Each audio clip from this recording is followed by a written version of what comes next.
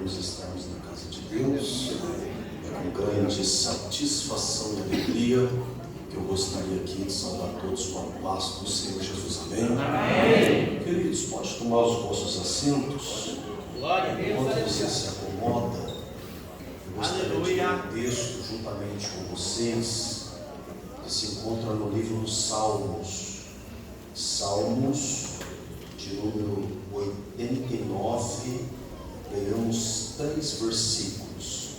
Versículo ou verso de número 19, verso de número 20 e verso de número 21. Livro dos Salmos, Salmos de número 89, verso, como os irmãos são biblicistas, Salmos não tem capítulo por ser um livro poético. Então leamos o Salmo de número 89, versos 19, 20 e 21. Enquanto vocês se localizam no texto, eu gostaria aqui de a Deus externar a alegria de poder estar aqui com os irmãos para juntos louvarmos e bendizer o nome do Senhor. Louvar a Deus a oportunidade que me é concedida, louvar a Deus a vida do pastor, anjo desta igreja, pastor Abraão. Que Deus lhe abençoe sua casa, continue lhe enriquecendo em tudo, onde o Senhor venha colocar as mãos e as plantas dos pés, as mãos de Deus possam dar o crescimento.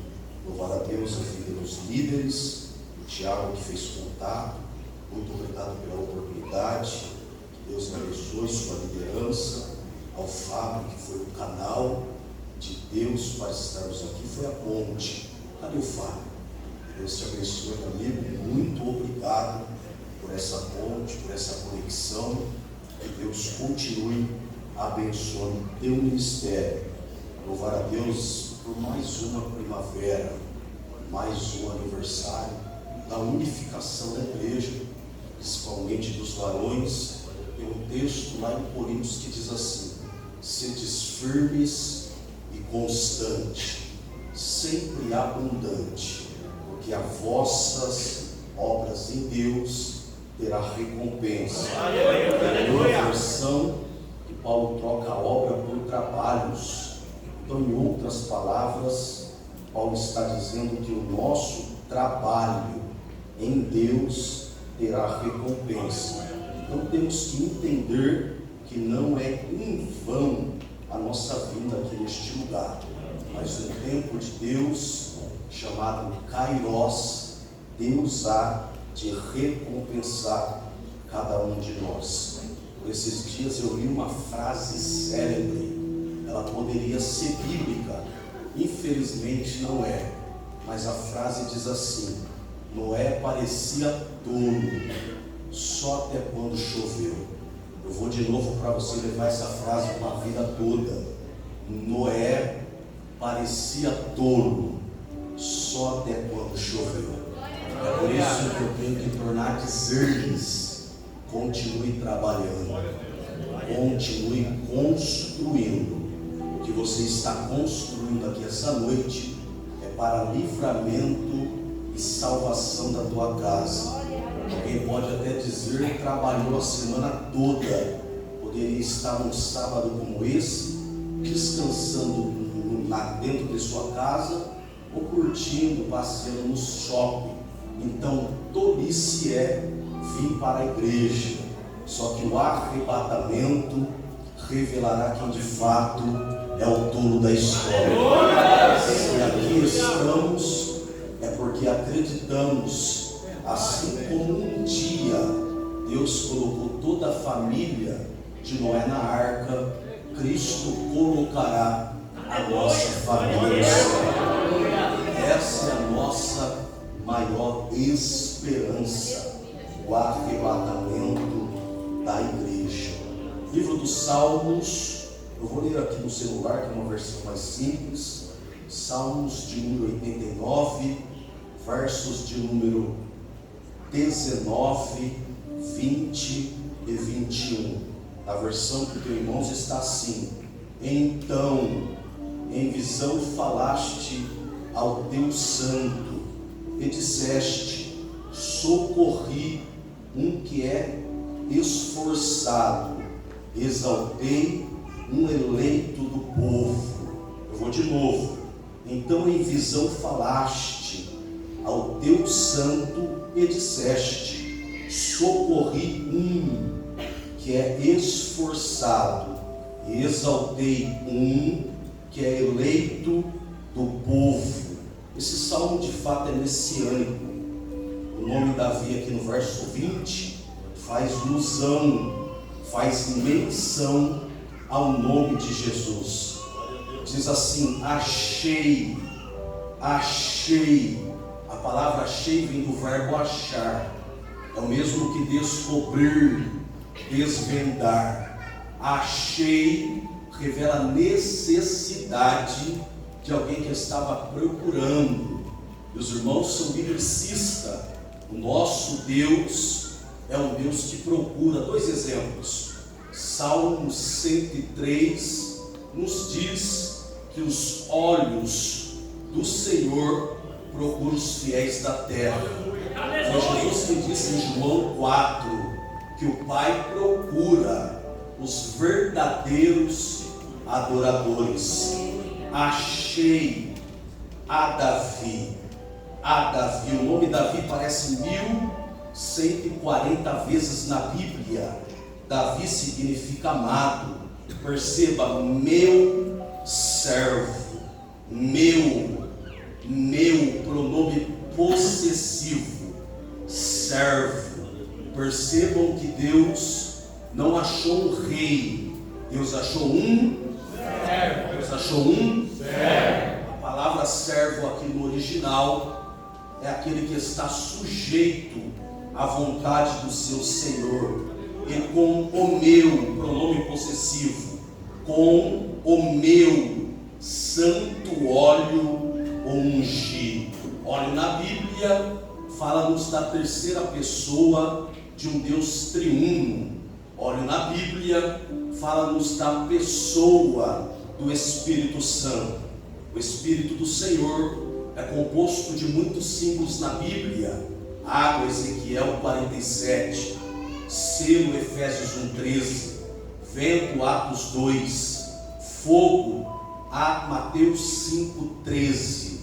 Então o Espírito do Senhor tem muitos símbolos na Bíblia. Um deles é o óleo. 21, olha a promessa: com ele a minha mão ficará firme e o meu braço o fortalecerá. E você diz amém? Amém. Meus irmãos, eu serei sucinto em minhas palavras, não irei aqui me delongar, mas eu preciso agora de toda a sua atenção. Eu costumo dizer que eu sou aquele tipo de pregador que prega ensinando, ensina pregando.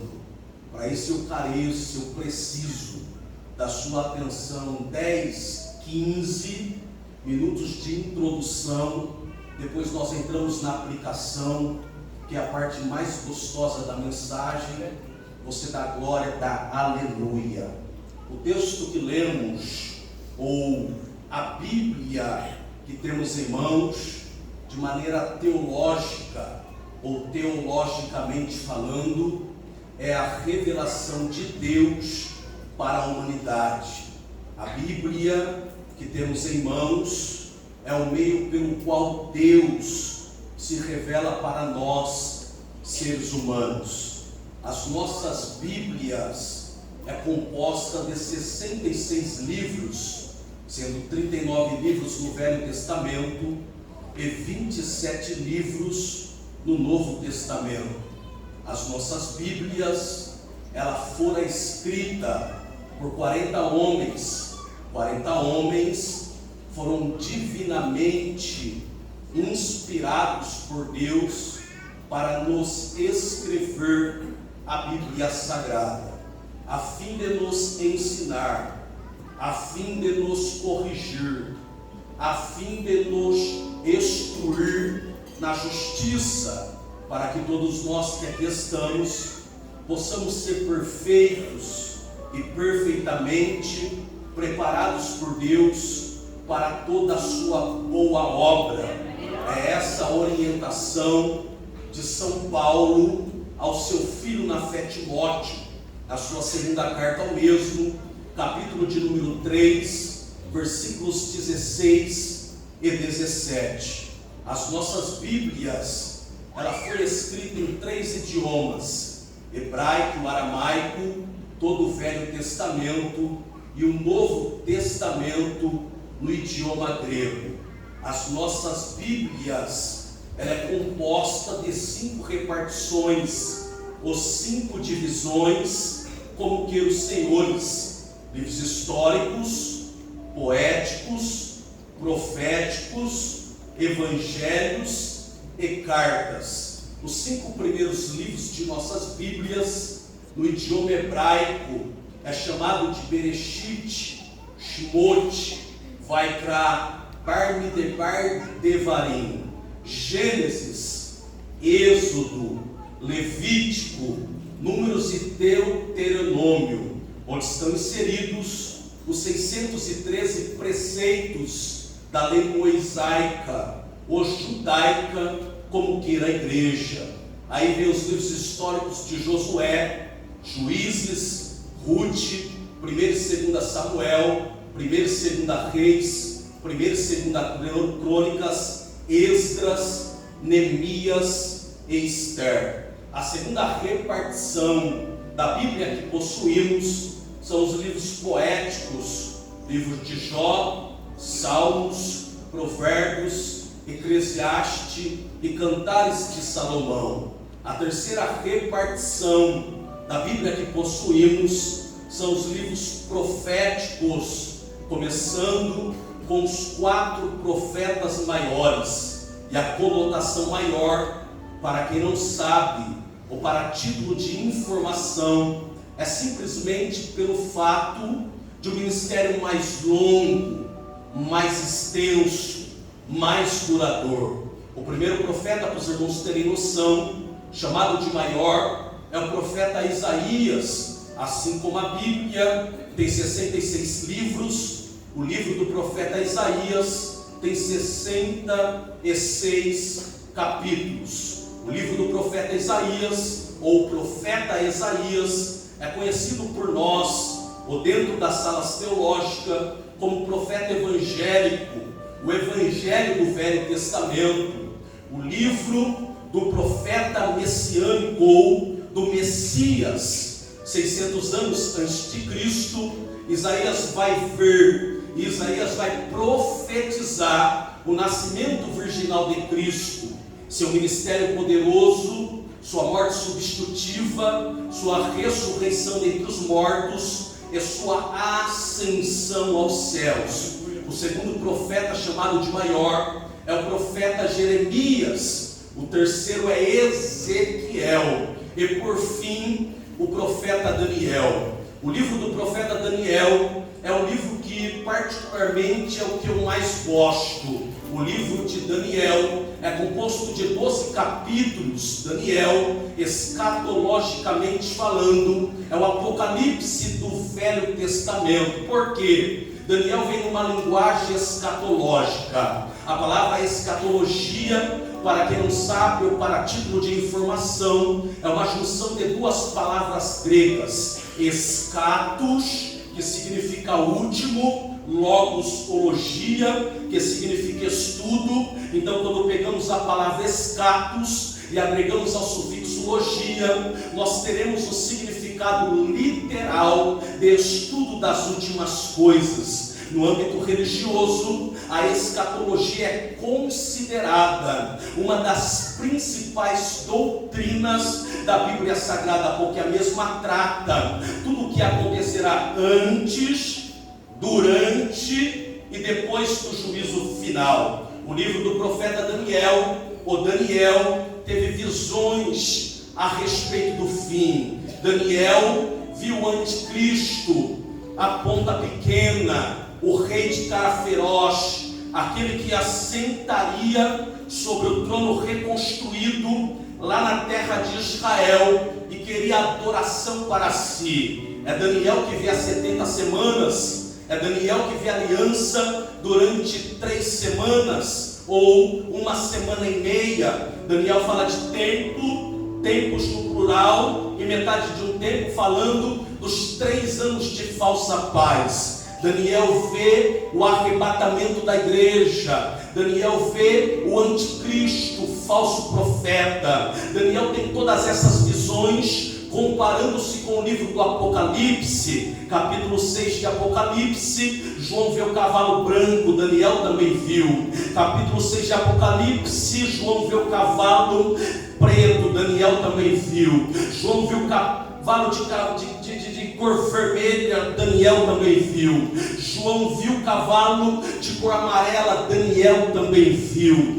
Daniel tem todas essas visões. Ele vê a grande estátua representando os últimos anos da face da terra. Daniel vê cada parte da estátua. Ele diz que a cabeça de ouro da estátua é a representação de Babilônia. O peito da estátua, juntamente com seus 2 braços de prata, é a representação dos medos persa. O ventre da estátua, juntamente com suas 2 coxas de bronze, é a representação de Alexandre o Grande, a Grécia que viria destruindo tudo. Daniel vê as 2 pernas da estátua, ferro e barro, representando os romanos. Se você for estudar o livro Catatumbas de Roma, você vai perceber que Roma venceu na espada. São 2 pernas, ferro e barro. Ferro fala de opressão, pernas fala de força. Roma conquistou o império no derramamento de sangue. Daniel vê os 10 dedos da estátua de barro representando os últimos dias da humanidade, de onde vai surgir o anticristo, a pequena ponta, o rei de cara feroz. Daniel tem todas essas visões, só que ele vê a pequena pedra, que é chamado por Pedro de pedra angular, pedra de tropeço. Essa pedra é Cristo. Cristo olha para Pedro e diz: tu és Pedro. No original, pretos, fragmento de pedra, pedra pequena, pedra que não tem valor nenhum, mas sobre esta pedra que sou eu vou edificar a minha igreja. A igreja está edificada em Jesus. É essa pequena pedra que João vê tocando na estátua, e toda a estátua vindo abaixo, porque é isso daqui, irmão, isso vale glória. Roma passou, mas Jesus permanece em pé. Babilônia passou, mas o reino de Cristo ainda permanece. Medos persa, Nero, Domiciano, Cláudio, todos os imperadores passaram, mas a igreja ainda permanece de pé. Nós sofremos desde 2019, começando em Wuhan, na China, em novembro, uma grande pandemia que durou 2 anos e meio, mas a pandemia passou, levou muita gente boa, mas a igreja ainda permanece de pé. Ela está edificada em Cristo, ela é de Cristo. A igreja tem um Senhor. É estas coisas que Daniel vê o tempo do fim, porque uma certeza a Bíblia nos dá. Foi Jesus mesmo que disse: eu estou indo preparar lugar. Se eu for, eu vou voltar. Essa é a promessa. Se eu for, eu volto. Se eu for, eu volto. Atos dos Apóstolos, capítulo 1, ele está sendo assunto ao céu, e os varões galileus estão olhando. Então 2 seres de branco se apresentam para dizer: por que estão olhando tanto para cima? Este Jesus que viste subir vai voltar da mesma forma que viste. Eu vim lá da minha casa para te dizer: a trombeta vai tocar. Daniel viu o toque dela, a trombeta vai soar, e Jesus vem, Jesus vem, Jesus vem. Eu amo o céu, porque o céu é a coisa mais linda. Eu já fui pregar lá do outro lado do Nordeste, fui para Lagoas, conheci as praias lindas, paradisíacas. Já fui pregar no estado do Rio de cidade. Tem irmãos que estão aqui, que já visitou a Europa, já visitou outros continentes e ficou deslumbrado com a beleza do lugar. Mas os céus, irmãos, nada da terra se compara com ele. Você gosta da Bíblia? Eu vim com ela. Em João 14, Jesus chama o céu de casa do Pai, porque isso fala de proteção, provisão e comunhão. Em 2 Coríntios 12:4, Jesus chama o céu de paraíso. Eu não sei se tem alguém aqui que vai, mas se tem nós, eu sou o primeiro. Cadê o segundo?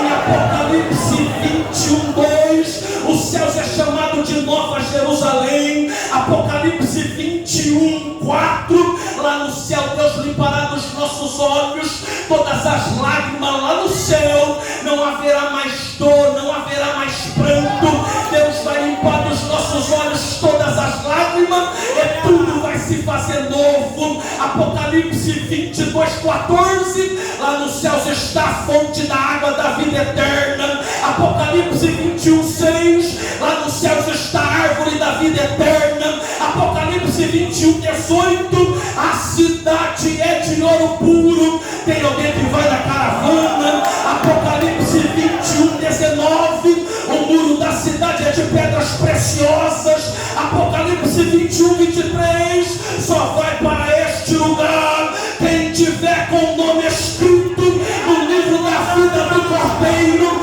Se tem alguém, jogue a mão lá no segundo andar. Lá no segundo andar, isso, não abaixa. Eu vim com uma profecia lá de Campinas para te dizer: se Jesus te alcançou, vai alcançar tua casa. Se Jesus te alcançou, vai alcançar teus filhos. Eu vim com uma palavra bíblica para te dizer: 2023 você vai dizer o que disse Josué: eu e minha casa.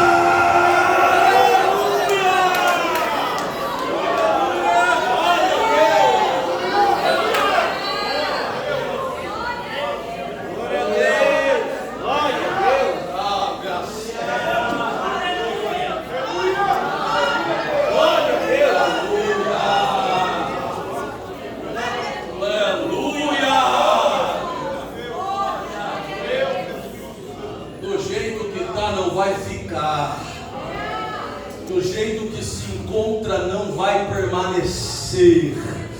Jesus tem ouvido as tuas orações. Jesus tem ouvido as tuas petições. Jesus não vai deixar ninguém da tua casa para trás. A tormenta vai alcançar cada membro que você apresenta em oração.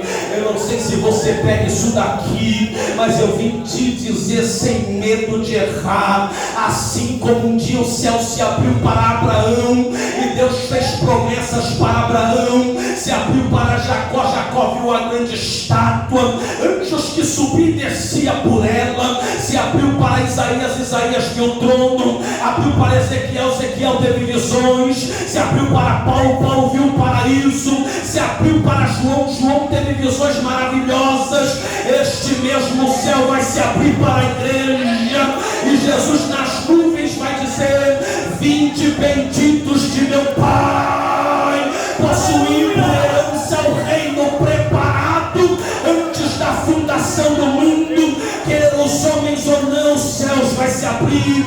Quer Satanás ou não, os céus vai se abrir. Quer os poderes da terra ou não, os céus vai se abrir. Quer os governos ou não, os céus vai se abrir. Eu vou te dizer: a trombeta vai. Isso, com as mãos levantadas você aumenta o volume do teu glória. Com as mãos levantadas você melhora a tua adoração. O céu! Glória a Deus!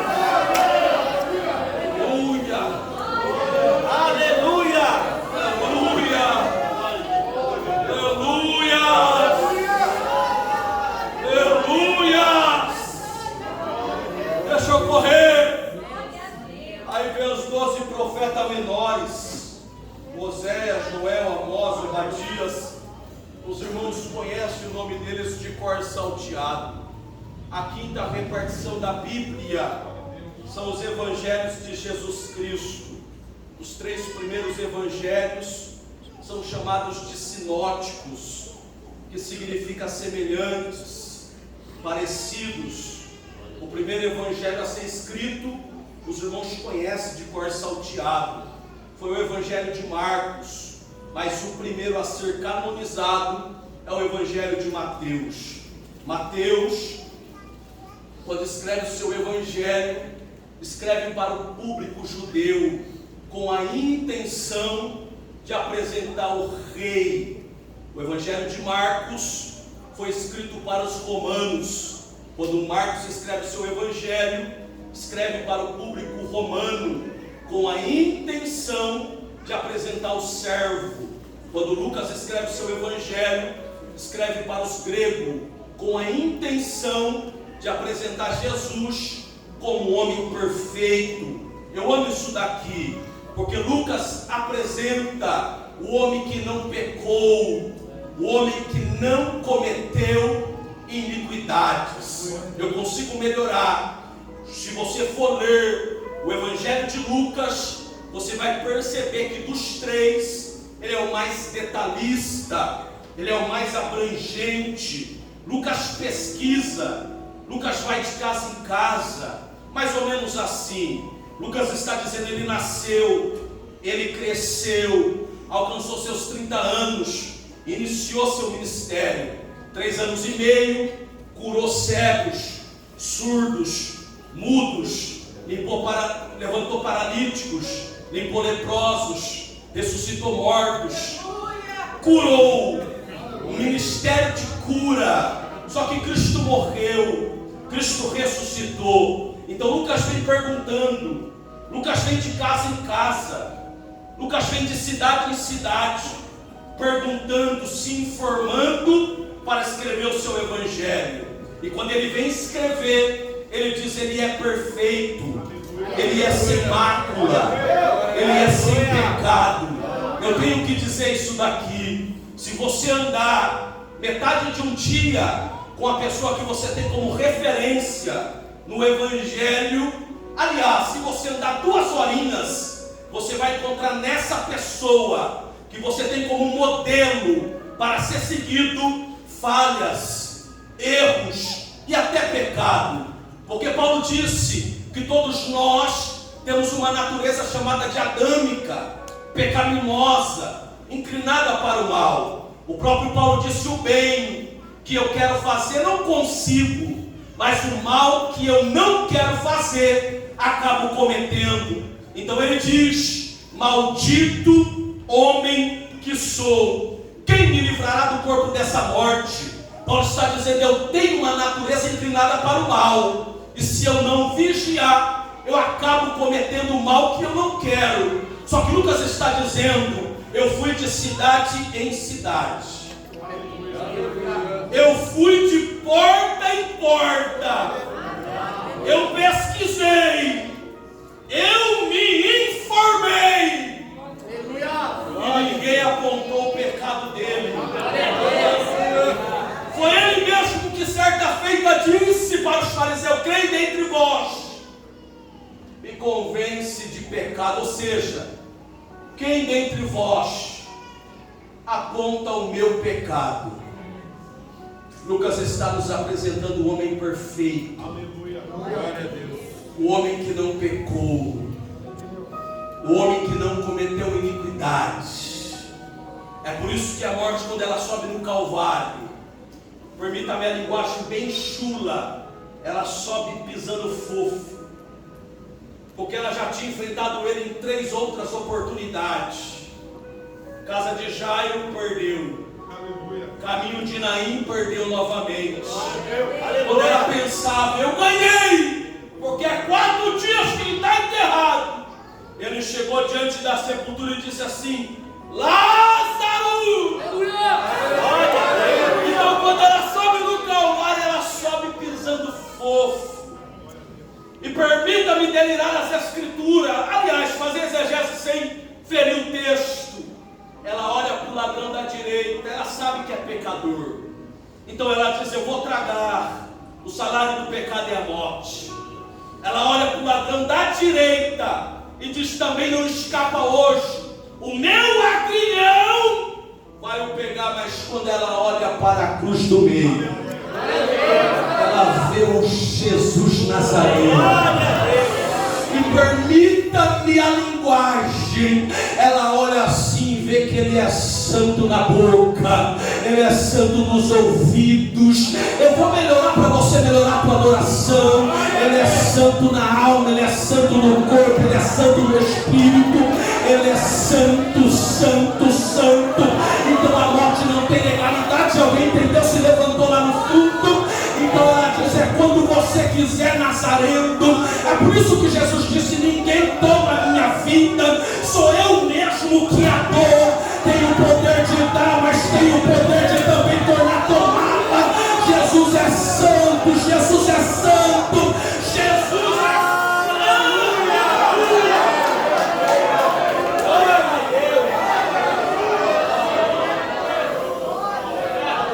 Quarto evangelho, deixa eu correr. É o evangelho de João, é o evangelho universal. É o evangelho do Deus humano, ou do Deus que encarnou. Dos 4 evangelhos, o evangelho de João é o evangelho universal. Ele não é escrito a uma tribo, língua ou nação, é para todos. E João nos apresenta o Filho de Deus, Filho com F maiúsculo, trabalhando a divindade do Messias, dizendo: Ele é filho, mas tem a essência do Pai. Ele é filho, mas tem o poder do Pai. Ele é filho, mas tem a natureza do Pai. Ele é filho e tem todo o poder como o Pai tem. Ele é filho, mas é digno da mesma adoração do Pai. Eu vou melhorar: Ele é filho, mas é digno da minha, é digno da sua, é digno da nossa adoração aqui esta noite. Então quem veio para adorar o Filho, jogue a mão em cima e abre a boca para adorar.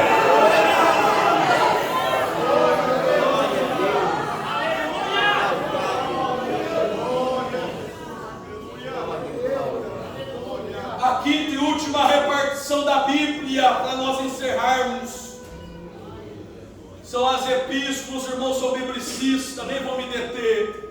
3 epístolas de autoria paulina: a carta aos Hebreus, carta de Tiago, 1ª e 2ª carta de Pedro, 1ª, 2ª e 3ª de João, a carta de Judas e o 66º livro da Bíblia, que é o Apocalipse.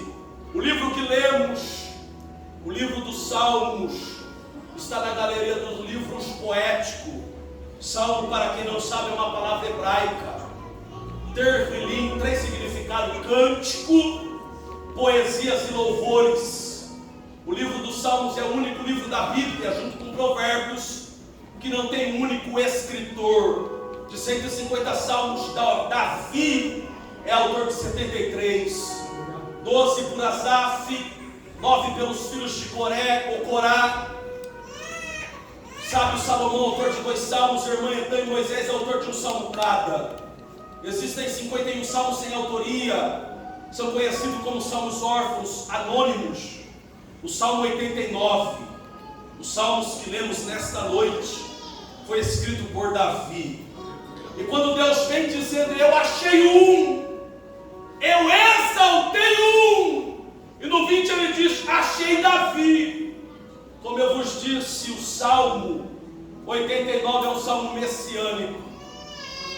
O Salmo 89 apresenta Jesus. Tipologicamente, Davi aqui é a representação do Filho de Deus.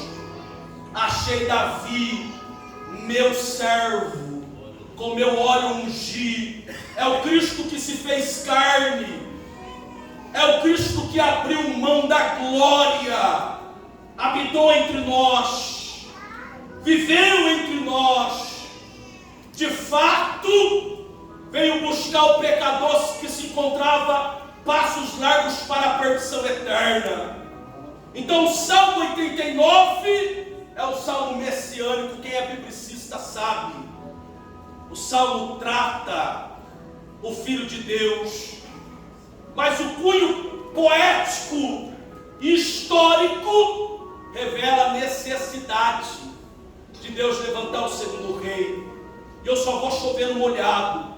Quando Deus diz assim, achei a Davi, está mostrando a necessidade dele levantar um segundo rei.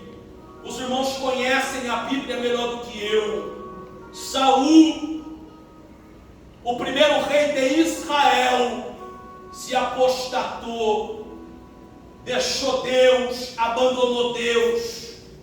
Então Deus, no capítulo 16, vai descer na casa do profeta Samuel e vai dizer: até quando terás pena de Saul, havendo eu, o Senhor, o rejeitado, para que não reine mais sobre Israel? Dois detalhes aqui no verso 1, ou no versículo 1. Primeiro, Deus disse assim: até quando terá pena de Saul, havendo eu, o Senhor, o rejeitado? Perceba que quem está rejeitando não é o homem. Quem está rejeitando é o próprio Deus. A lição que fica para nós no dia de hoje: é melhor ser rejeitado pelos homens e acolhido por Deus, do que ser rejeitado por Deus e acolhido pelos homens. E eu não quero ofender ninguém. Eu vim com uma mensagem revelada. A nossa geração é a geração que prefere os braços dos homens. Que é uma prova, vou dar um texto bíblico. A Bíblia diz que Jesus endureceu o sermão. E o sermão foi tão pesado, senhores, que diz a Bíblia que um por um começou a sair.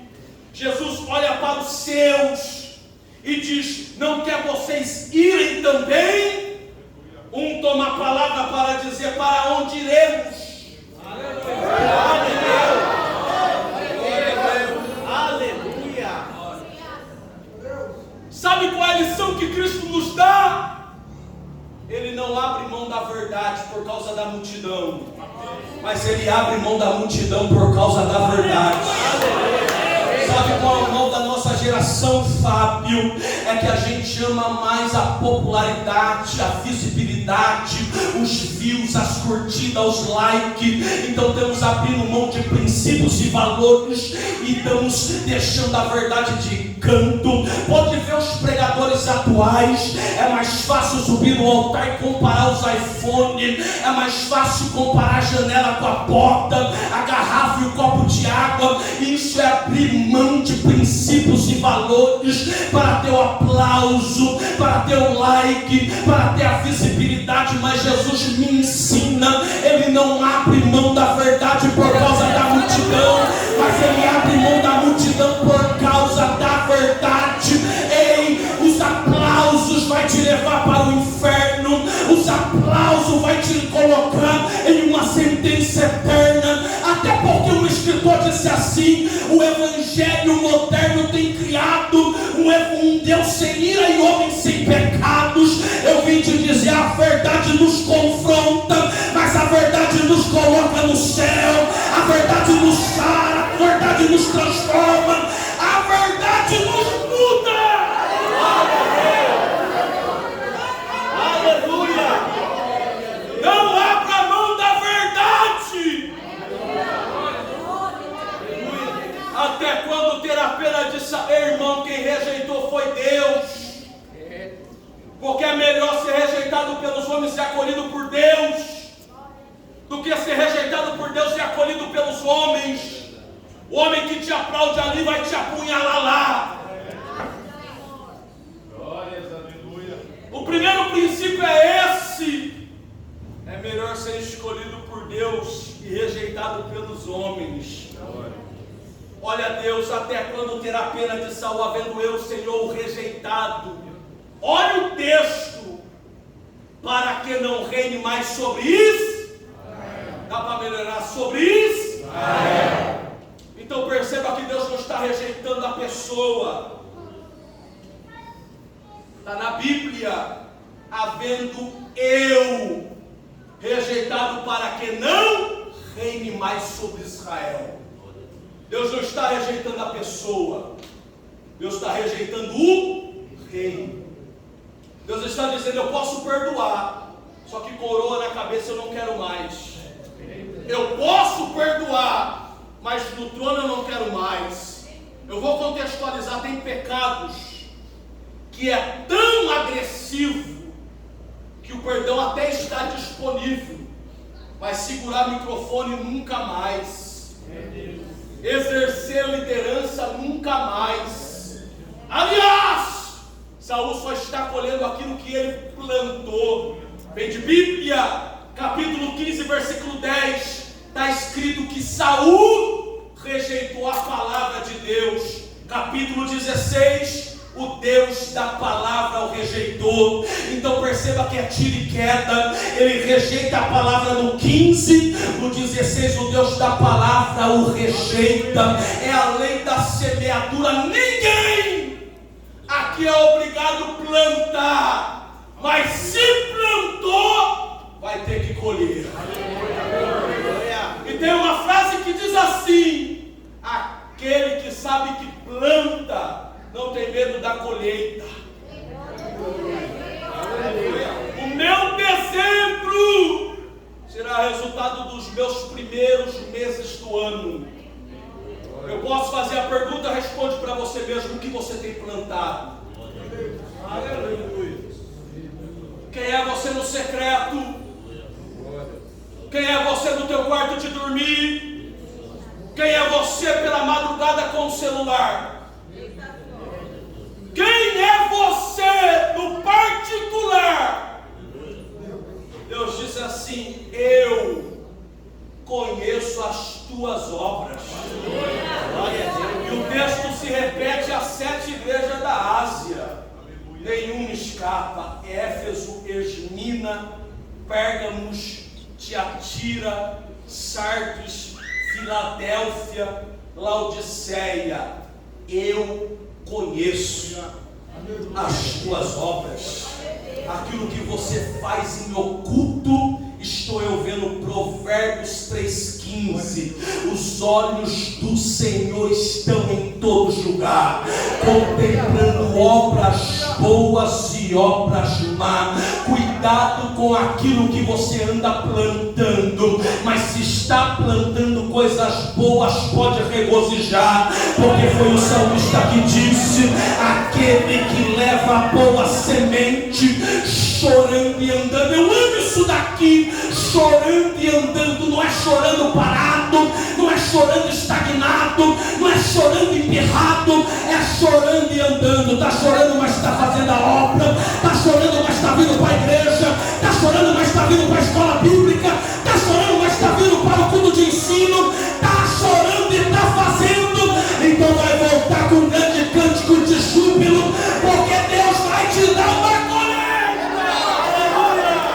Joga a mão lá em cima, joga. Isso, joga lá em cima só por 30 segundinhos. Isso, abre a tua boca, abra. Isso, só você que sabe que está plantando na oração, está plantando no jejum, está plantando no evangelismo, está plantando na oferta, está plantando no altar. Eu vim te dizer: a salvação vai chegar. Jesus já está entrando com providência. Jesus está entrando com os teus pés. Eu tenho uma palavra bíblica para quem tem mão para levantar. Eu vim te dizer que toda arma forjada contra você, contra a tua casa, contra a tua família, contra a tua empresa, hoje está caindo por terra. Isso, abre a boca, vai. Abre a tua boca, vai, só por 30 segundinhos. 30, 29, 28, quem tem glória está liberando a adoração. Eu estou no 27, quem tem glória da glória. Eu estou no 26, quem tem aleluia da aleluia. Eu estou no 25. Isso, meu filho, enche esta casa de glória. Isso, eu vou te deixar adorar. Aumenta o volume, vai. Aumenta o volume, vai. Olha aí, Deus. Onde tiver uma mão levantada e um coração disposto a receber, eu te peço, capacita agora. Isso, capacita, Senhor. Olha o que Deus acabou de me dizer. Entrou fraco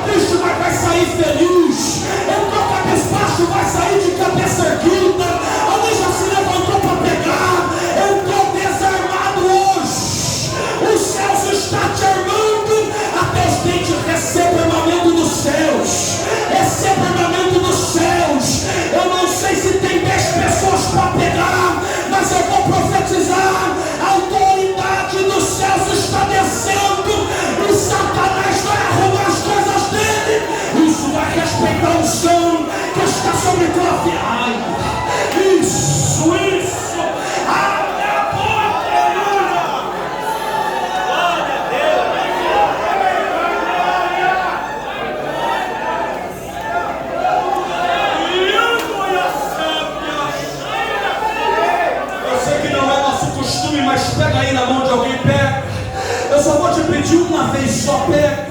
É porque Deus chamou Moisés e disse para Moisés: chama 70, porque da unção que eu dei eu vou repartir. Isso com as mãos dadas. Olha aí dentro dos olhos dessa pessoa e diga para ela: receba o que eu estou recebendo, pega o que os céus estão me dando. Isso, meu filho, os céus estão te dando autoridade. As enfermidades serão reprimidas, os demônios serão expulsos, o evangelho vai ser pregado, o nome do Senhor vai ser glorificado. Quem recebe poder, abre a boca para mim.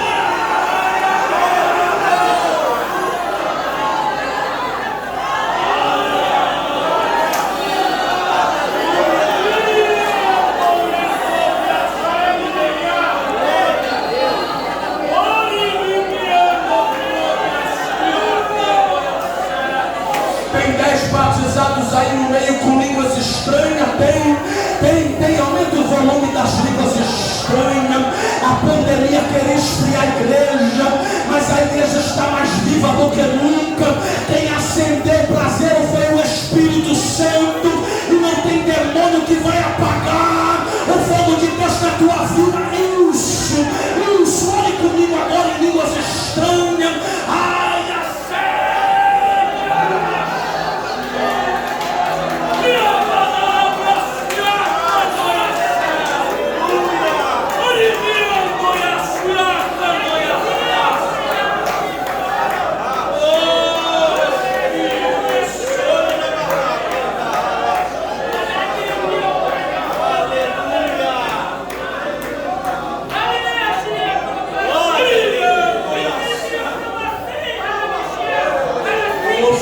Estranha aqui em cima agora. Eu ouço línguas estranhas aqui do meu lado esquerdo. Eu vejo mãos levantadas lá no fundo. Deus manda eu dizer para alguém no volume que você adora aqui: eu visito a tua casa. Charles, isso é força de expressão. Eu vim com a Bíblia, Jeremias 23:23. Ele é Deus que desceu na casa, é Deus que desceu no primeiro dia da festa.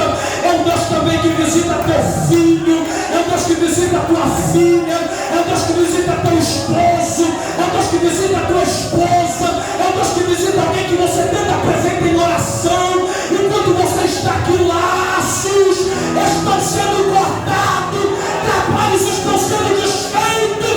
O anjo desceu.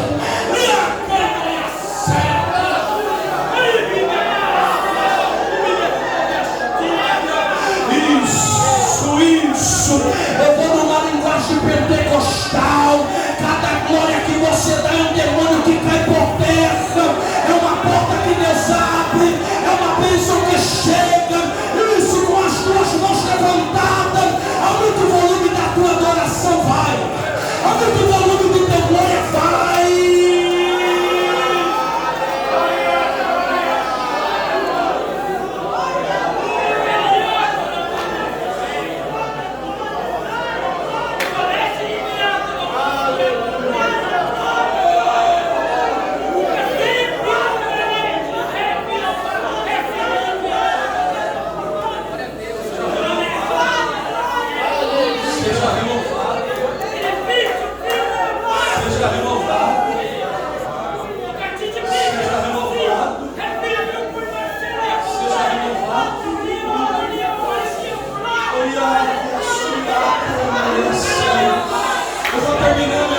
Mas levante a tua mão para o céu, se não vou te incomodar.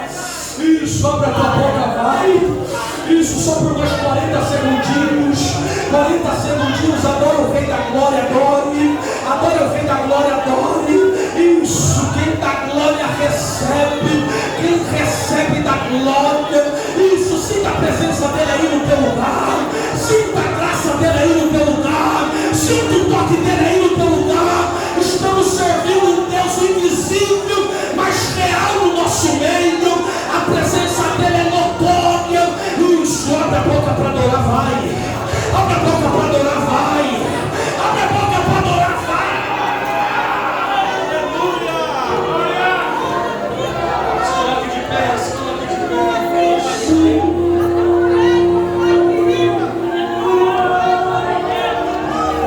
Oh,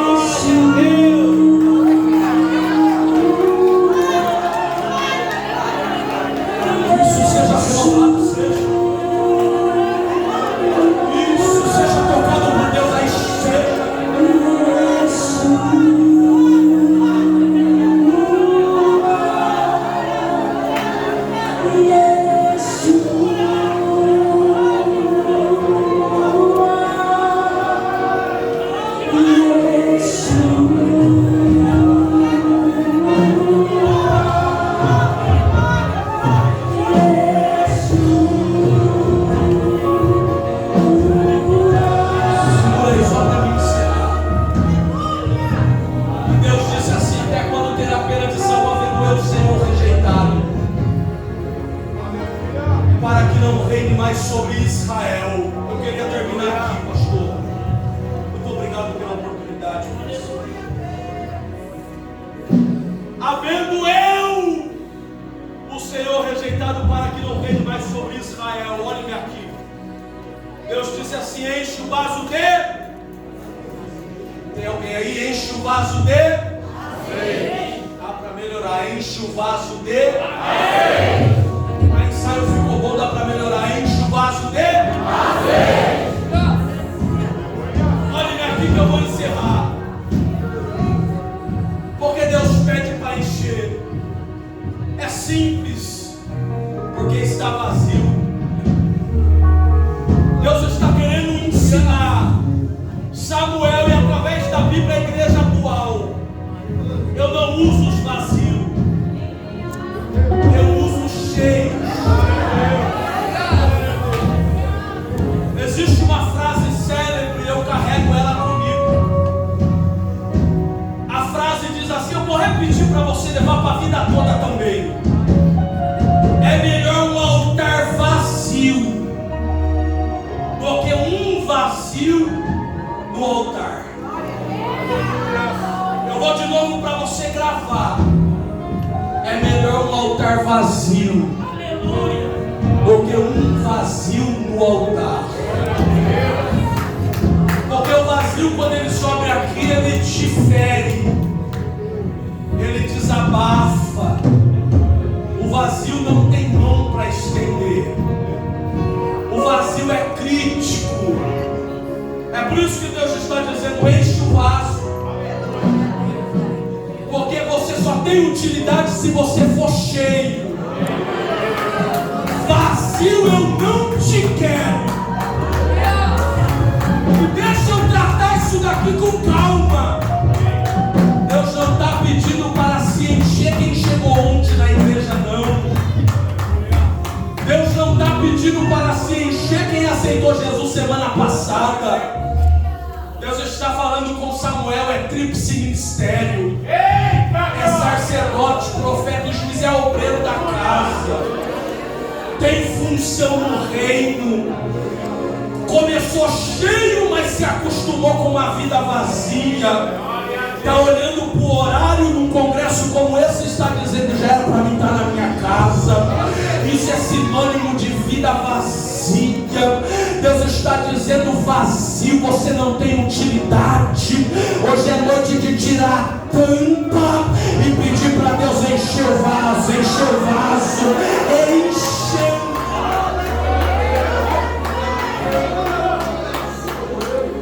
Eu estava pregando em Saquarema, eu termino com esse testemunho. Saquarema, estado do Rio de Janeiro, olhem aqui. Era 2 noites, congresso de jovens. Na primeira noite, pastor Abraão, um jovem, mais ou menos uns 10 anos de idade, se aproximou do altar, de um obreiro em pé auxiliando o pastor no altar. Entregou um papel para o obreiro levou para o pastor. Eu estava sentado do lado do pastor, o pastor tirou de lado, leu, deu risada, me mostrou no papel, o papel estava escrito: pastor, o que eu faço para ser cheio do Espírito Santo?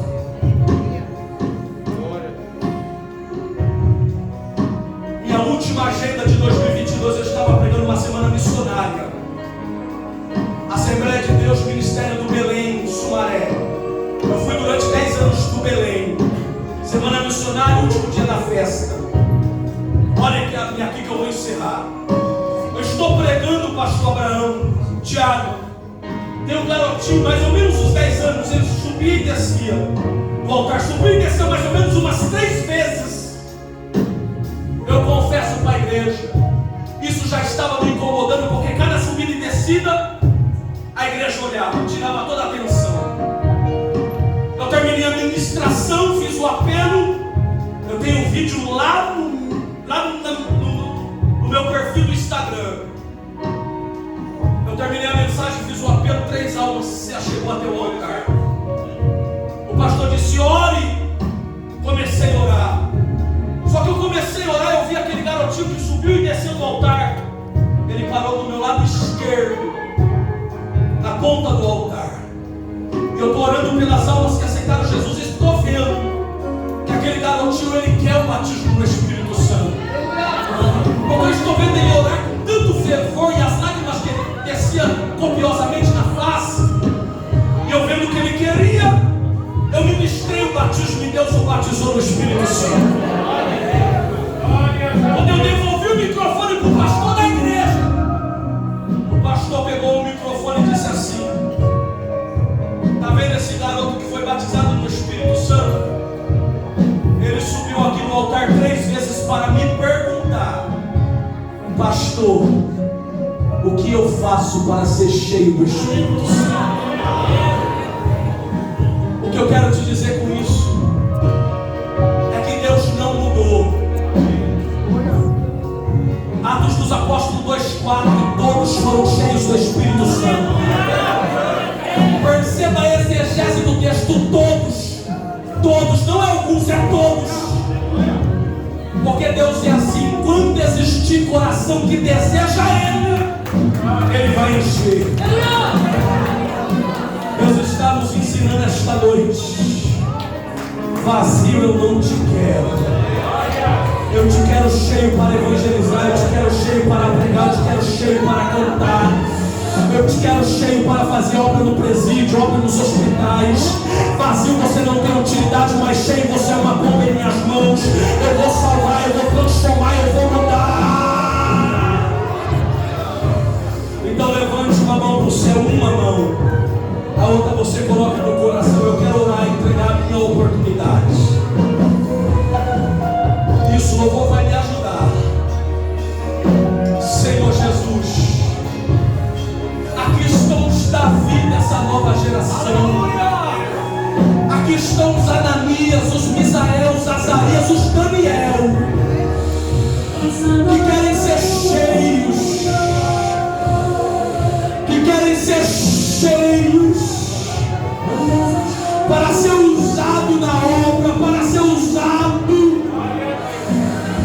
Então eu te peço, Senhor, onde tiver uma